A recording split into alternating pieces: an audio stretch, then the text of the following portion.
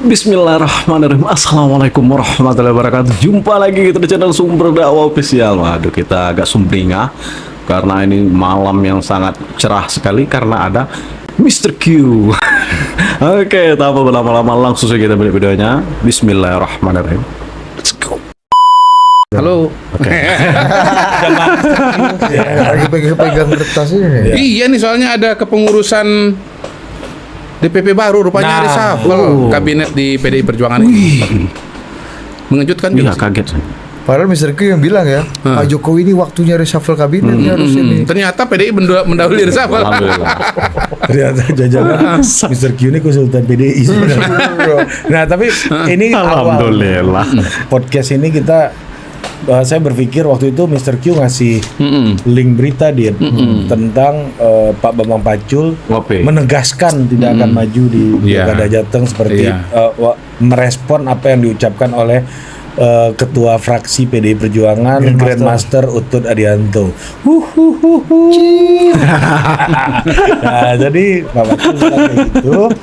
Nah, Mr. Q ngontak. Wah, ini ada apa nih Pak Pacul? Menurut Mr. Q ada apa? Kata dia. Kan lu yang temennya. Kenapa ada apa kan? Bukankah ini hanya konsistensi saja bahwa Pak Jokowi kan jalurnya katanya kesatria. Iya, Pak Utut meyakinkan loh tadi itu gue baru baca juga. Tapi begini, dari kaca Sebenarnya Pak Pacul nggak mau melawan orangnya, baik. Pak Pacul, Pak D cerdas lah. mata yang lain kan di Jawa Tengah itu wilayah yang menurut saya atau dari pengalaman selama ini itu ke calon gubernurnya itu adalah ditunjuk oleh Ibu Mega. Dan di PD Perjuangan itu kan tradisinya penugasan dari ketua umum ya harus dijalankan. Ya. Jadi ketika Mas Bambang Pacul mengeluarkan pernyataan tidak akan maju, sebetulnya barangkali itu semacam kayak mendahului ya barangkali ya. Berarti Pukulan. kemajon dong Bambang Pacul. Nah, Itu apa pukulan namanya, telak. Korea ini udah agak lain nih. Iya, Ternyata iya. Korea ini bisa melahirkan perjuangan resisten. Tapi sebetulnya kalau dilihat tiba-tiba pada hari ini kita membaca, paling nggak ya kita baru lihat ya beredar ya, Iya, hari ini, susunan kepengurusan hari Jumat ya, hari Jumat. hari Jumat tanggal berapa ini? Tanggal 5 ya. Rupanya ada susunan kepengurusan DPP PDI Perjuangan yang baru. Tuh, yang sebenarnya Iya. sudah dilaporkan ke Kemenkumham sejak 1 Juni. Betul. Nah, yang menarik itu pertama kalau saya lihat ya, ini ada penambahan pos baru. Tapi judulnya dulu Mr. Q izin. Dewan Pimpinan Pusat Partai Demokrasi Indonesia Perjuangan masa bakti 2019 sampai 2024 diperpanjang hingga tahun 2025. Iya. Ada diperpanjang. Iya, jadi ini sebetulnya kalau bicara kabinet di pos-posnya ditambah itu PDI Perjuangan sudah memulai. Saya hitung sekitar 20 di kepengurusan yang lama, sekarang sekitar 26. Lalu untuk posisi wakil sekjen misalnya tadinya 3 sekarang jadi 5. Nah, yang menarik itu sebetulnya kalau kita cermati ya, pertama beberapa pos itu orang-orangnya tetap, seperti misalnya Mbak Puan Maharani, ketua bidang politik. Itu tetap posnya. Oke. Tetapi sekarang ada pos baru.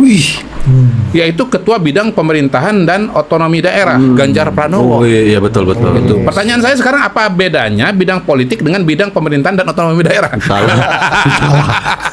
Itu pertama, itu menarik ya. Itu jelas beda dong Mr. Q. Di mana bedanya? Ya ini daerah. Daerah. Kalau Mbak Puan politik. Enggak, ini pemerintahan dan Jenderal. otonomi daerah. Ya kalau Mbak Puan mungkin di DPR tuh kan. Oh gitu ya. Jadi kalau udah itu DPR. harusnya ketua bidang DPR. Benar kan? Ketua DPR kan Mbak Puan. Aduh, astagfirullah. Iya, ketua bidang DPR.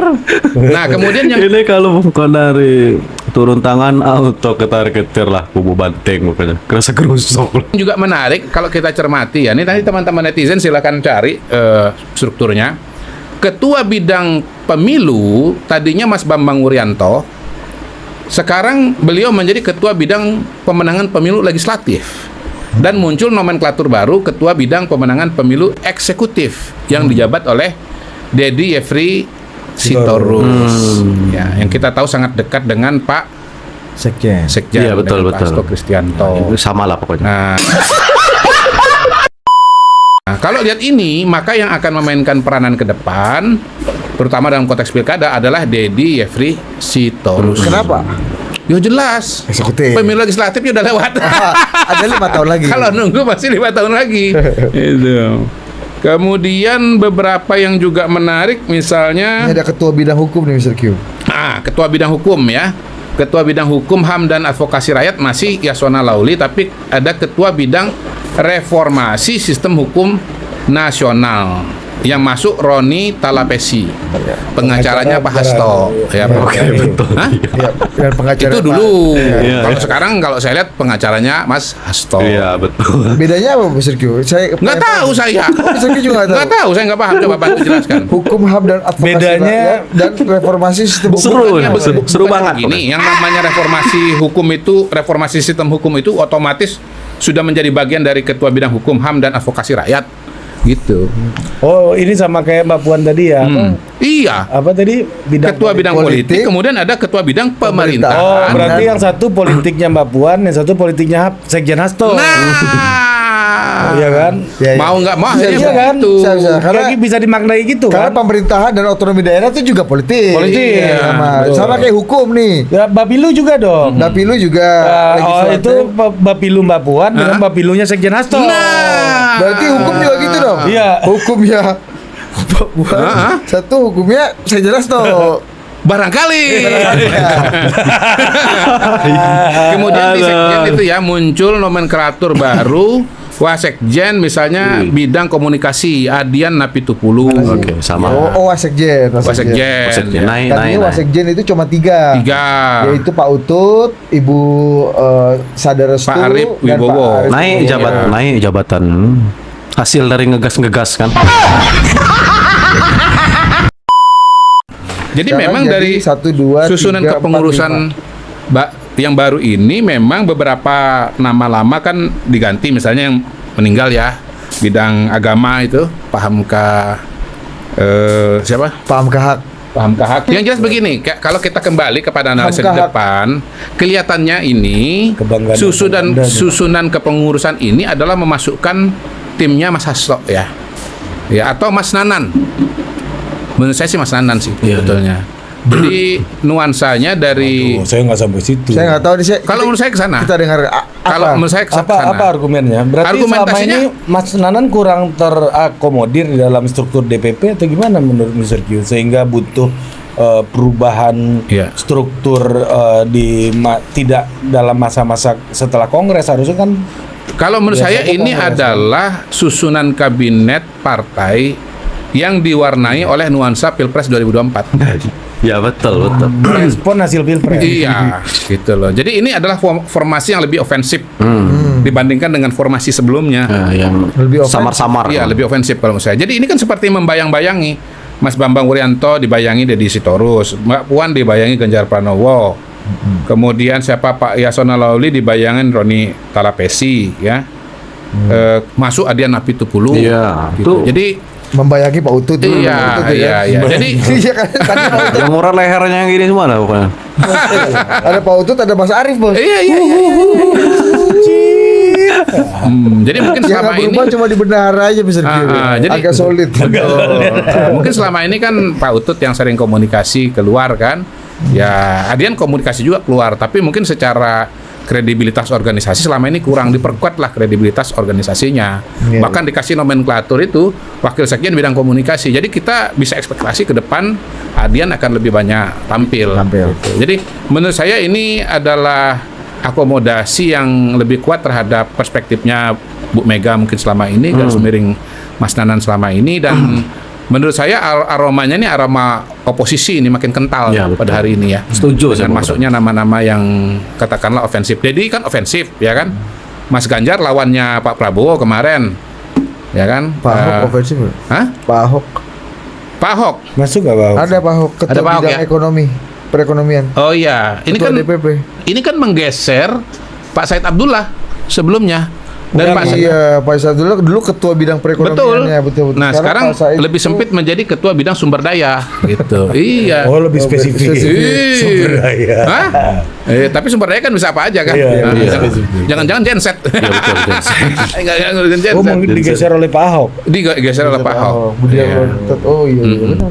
Jadi kelihatannya ini suatu perkembangan politik yang baru di Iya. mana PDI Perjuangan lebih diwarnai oleh mungkin Mas Nanan, lalu kemudian nuansa residu 2024-nya muncul, dan dengan komposisi seperti ini, dan kalau kita anggap komposisi seperti ini adalah persiapan menuju Munas yang Kongres yang akan datang, maka kita bisa melihat bahwa memang arahnya PDI Perjuangan akan lebih ofensif atau oposisi Iya. gitu. Dan mungkin pada titik itulah Mas Bambang udah tahu situasi dan kondisinya, lalu kemudian bisa mengatakan bahwa saya nggak akan maju Pak D Bambang Pacul memang keren parah. pilkada di Jawa Tengah gitu. Karena beliau makin sulit nih kan.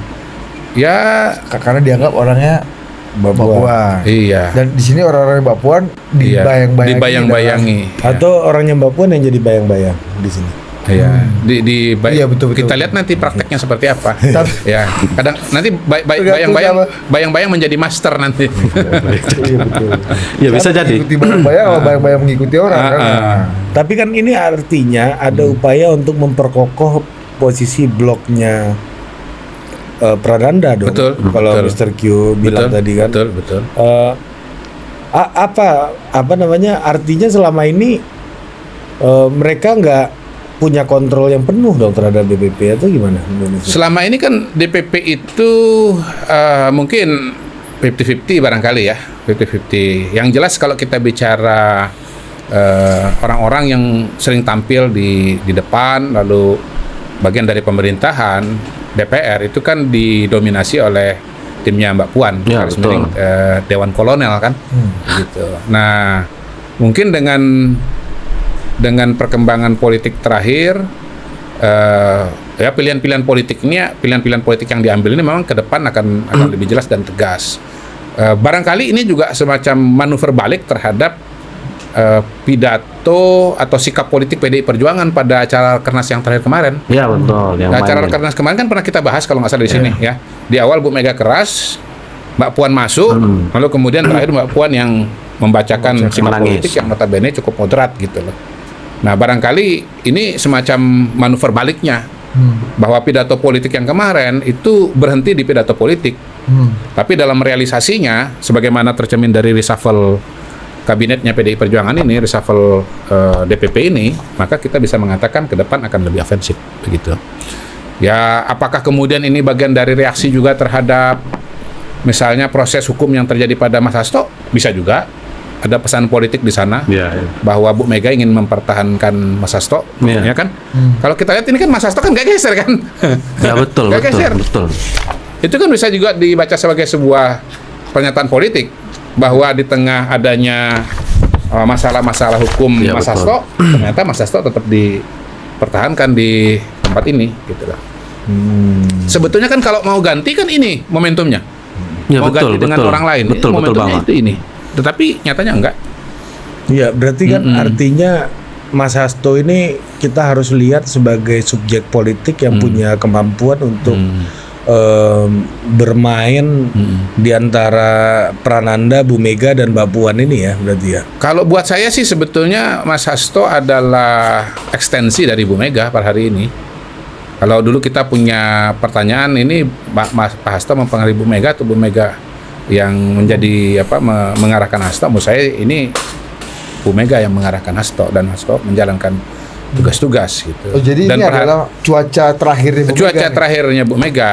Dan pada hari ini kalau antara Puan dengan Mas Nanan, ya dengan berat hati saya katakan dengan komposisi ini, ya Bu Mega itu lebih satu kubu dengan Nanan ketimbang dengan Mbak Puan. Meskipun di Rakernas terakhir kan Iya.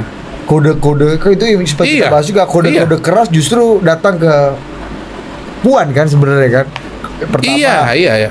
nanti saya ketukeran dulu kamu ketua umum, aku ketua DPR. Iya. Terakhir Mbak Puan yang membacakan Betul, rekomendasi dan betul. di acara itu juga Mas Nanan kita Betul. lihat nggak Prank lah. Hadir. Iya. Iya. The Revenge of Nanan ini. Sen kanan belok kiri. judul reshuffle DPP ini The Revenge of Nanan, atau jangan deh, Nanan is back. Nah, gitu Nanan is kira-kira. back. Berarti Oke. temboknya antara koalisinya Prabowo dengan PDI semakin tebal dong ya. Betul banget. Saya kira konsekuensi bacaan seperti itu tidak terhindarkan. Bahwa ya pertemuan antara Bu Mega dengan Pak Prabowo makin jauh. Gitu. Makin sulit terjadi. Dan barangkali Bu Mega juga sudah menyimpulkan bahwa Pak Prabowo itu sudah memilih Pak Jokowi. Ini kan bagian dari proses-proses dalam tanda kutip uji cobanya Bu Mega kepada Pak Prabowo. Iya. Pilih Megawati atau pilih Jokowi gitu. Mungkin sampai titik ini ternyata Pak Prabowo tetap dengan Pak Jokowi, iya. Keluarlah ini. Apakah kemudian ini sudah disiapkan lama atau melihat Pak Jokowi mengunjungi Pak Prabowo? Ya, selamat kepada Pak Prabowo, operasinya berjalan dengan Iya, betul. dengan baik, Kemarin. dengan lancar. Ya. Ya, Operasi yang dokternya Kopassus. Dokternya mempertaruhkan- bintang 1 Kopassus, Mr. Oh, Q. oke. Spesifik sekali memang ya. Spesifik sekali. Ya, ini harus Kopassus kan, nggak bisa Zeni mungkin agak beranjak. Jangan. Iya. Atau ini ada dari angkatan laut nih jenderal lah. Kopassus ada nggak? Mungkin ini kita. Ya itunya Iya, imajiner. tutup rambutnya itu merah warnanya. Merah ya? Saya kira loreng-loreng. Kan baret merah kan. Tapi kembali. Nah. Tapi maksudku Mr. Q dengan ini kan kita juga sudah punya apa format atau komposisi yang lama kan, ada 27 posisi. Iya, iya. Apakah komposisi DPP yang dulu yang pertama ini bukan warnanya Mas Nanan kalau tadi Iya. Mr. Q itu. Yang kedua, apakah komposisi DPP yang dulu ini tidak cukup ofensif? Tidak cukup dijadikan skuad yang ofensif dalam Kita harus konteks- ingat dong bahwa 2019 itu kabinetnya masih kabinet Megawati dan Bukan, maksudku Jokowi. personalianya apakah tidak bisa ditransformasi menjadi lebih ofensif? Orang-orangnya kan orang-orangnya sama misalnya. Oh, ya kan tiap orang kan sudah punya, pertama pandangan pribadi, yang kedua kan sudah punya afiliasinya masing-masing kan. Kalau saya lihat sih ya, misalnya di sini pemenangan pemilu Mas Bambang Wuryanto, gitu. Ya itu kan kuat sekali asosiasinya dengan Mbak Puan kan. Puannya betul. Pade Mamang Pacul.